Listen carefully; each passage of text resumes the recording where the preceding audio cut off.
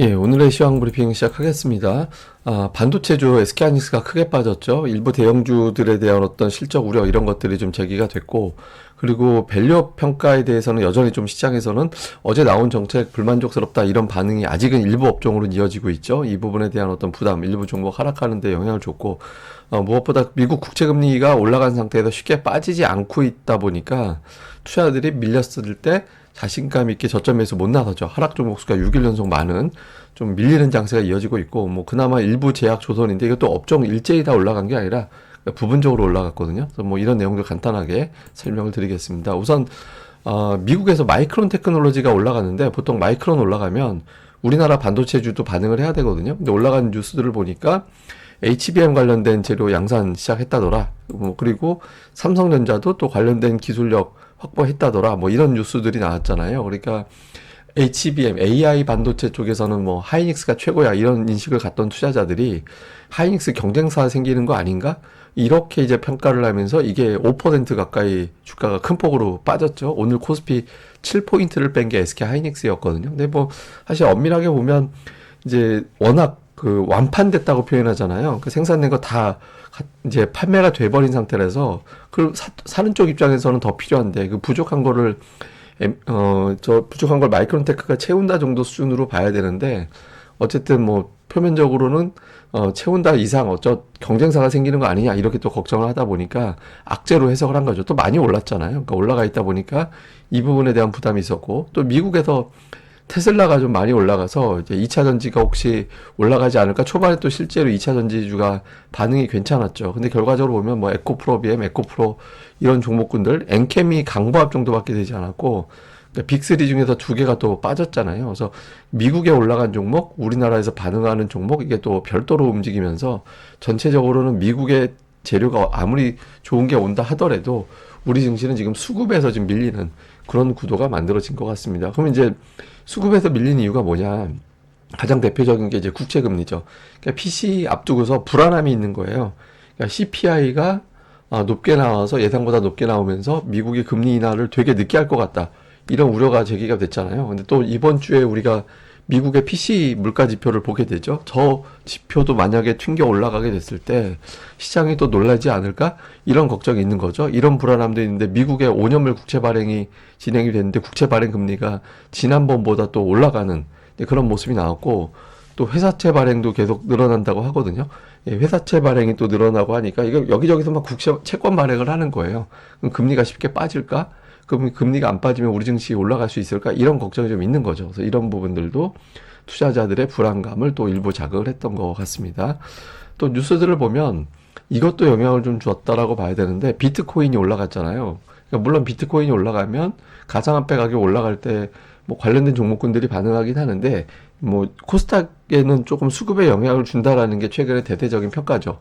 예, 그러니까 비트코인, 뭐 가상화폐 이런 것들이 활성화될 때 투자자들의 일부 자금은 코스닥이 아니라 비트코인을 향해 간다. 또 다른 가상화폐를 향해 간다. 이런 어떤 평가들이 있거든요. 그래서 뭐 이게 저쪽이 강세를 보였을 때 혹시 유동성이 이탈하는 거 아닌가. 그러니까 이런 걱정도 좀 있고, 오늘 또 시장에 또 APR이 이제 상장했는데 거래대금이 1조 6천억이 터져버렸죠. 그러니까 거래대금이 안 그래도 투자 심리가 불안정할 때 특정한 어떤 종목이 등장을 해서 거래대금을 잠식을 해버리면 수급 블랙홀 현상이 나오면서 또 하락 종목수를 키우는 이제 그런 역할을 좀 하게 되거든요. 이거 뭐 음봉 맞았기 때문에 뭐 오늘 이 정도 가지고 엄청나게 영향 주는 정도까지는 아니지만, 어느 정도까지는 시장 밀렸을 때 받아내야 될 유동성에 좀 일부 영향을 준 측면도 있다.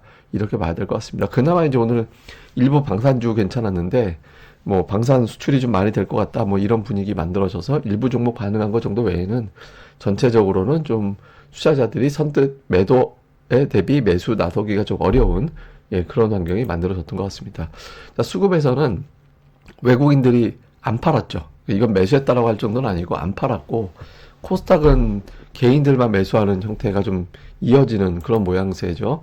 종목들 보면 외국인들 순매수가 1위가 하나 에어로스페이스예요. 2위가 셀트리온이고, 보통 1위, 2위 정도의 삼성전자, SK하이닉스 둘 중에 하나가 이제 포진해야 되는데, 삼성전자가 순매수 4위긴 한데 330억밖에 안 되거든요. 그래서 오늘은 외국인들이 매수에 치중한 날이라고 보기는 어렵습니다. 그러니까 조금 외국인들도 한 발짝 물러선 날이었고, 더군다나 하이닉스를 이틀 연속 매도를 했죠. 그리고 이제 매수한 종목군들을 보면 이게 특별하게 어떤 업종별 특징이 없는 게 하이닉스 팔고 삼성전자 사고 현대차 사고 기아 팔고 이렇게 이제 종목 내에서 엇갈리는 그런 모습을 보였거든요. 그러니까 네이버 팔고 카카오 사고 그러니까 이게 이제 종목별 접근했다라는 거는 매수 강도가 강하지 않았다라는 겁니다. 그리고 기관들은 오늘 뭐 현대차 셀트리온 매수했는데 금융주가 또 은근히 담겨 있어요. 뭐 KB금융, 우리금융, 하나금융, 삼성생명, 메리츠금융 이런 종목들이 있거든요. 그래서 뭐 밸류업이라든가 뭐 또 중간 배당 기준일 뭐 이런 것들 때문에 또 있을 수도 있겠습니다만은 이게 뭐 3월 초까지 이어지게 된다라면 밸류업에 대한 어떤 기대를 여전히 갖고 있다라고 보는 거지만 이번 주에 딱 끝나버리면 그냥 배당 기준일만 맞춘 거다 이렇게 해석이 될 수도 있어서 어쨌든 금융주 매수는 조금 더 확인을 좀 해봐야 될 것 같습니다. 어떤 이유인지는. 그다음에 외국인들이 코스닥 쪽에서는 특별하게 업종별 특징이 있는 것 같지는 않아요. 예, 근데 이제 매도해 보면 뭐 에코프로도 매도 규모가 엄청나게 또 컸던 건 아니었기 때문에 뭐 작정하고 매도했다 이렇게 보기는 어렵고 그러니까 매수 쪽에서도 특정한 업종 쪽이 많이 담겨 있다 이렇게 보기는 어렵고 그나마 이제 좀 매도 쪽보다 매수 쪽에 반도체가 조금 더 들어가 있다 정도? 예, 그거 외에는 뭐 업종별 특징이 이렇게 강하다 이렇게 보기는 어렵고요.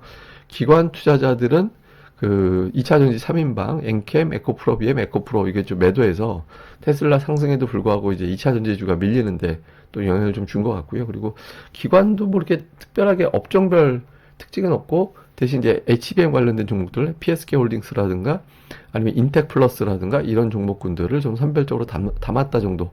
예, 그냥 뭐 그 종목별로 예, 업종 내에서 골라 담기 뭐 이런 형태로 진행이 된 것 같습니다.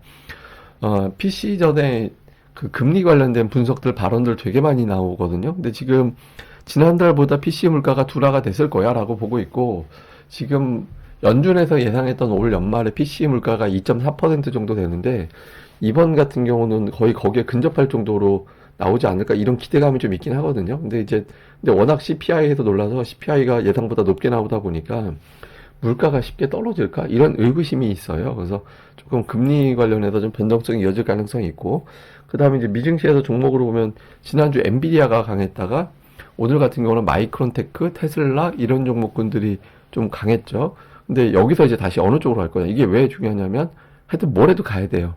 예, 뭐래도 이제 가야 되는데 이제 뭐래도 가는 흐름이 만들어지지 않으면 이제 단기적으로 고점인가? 그러니까 이런 어떤 인식이 나올 수 있거든요. 그래서 요 구도 좀 줄 필요가 있고, 다음에 지금 6일 연속 하락 종목 수가 더 많았잖아요. 이게 작년 9월 이후에 처음입니다. 작년 9월 초에 6일 연속 하락 종목 수가 더 많았거든요. 제 기억으로는 7일 연속은 그때도 아니었던 걸로 기억하는데, 그러니까 웬만하면 그 지수는 잘 몰라도 별개로 기술적 반등 정도 시도하는 종목 수가 늘어날 타이밍이긴 하거든요. 근데 어쨌든 지금 시장이 좀 이례적으로 눌리고 있다. 그러니까 뭐 시장 자체는 저는 코스피는 조금 더 아직은 ADR이 높은 수준이라 코스피 같은 경우는 그러니까 낮은 수준은 아니지만 그렇다고 뭐 과매도는 아니거든요. 그래서 좀 시장이 완전히 단번에 풀린다 이렇게 보이지는 않는데 그래도 좀 기술적인 어떤 반등 시도 정도는 나올 수도 있지 않을까라고도 이제 보여지긴 합니다. 그 다음에 뭐 종목들은 게임주 일부, 방산주 일부, 조선주 일부 그래서 일부 종목군들 정도만 선별적으로 움직이는 그런 모습을 보인 게 특징이었습니다.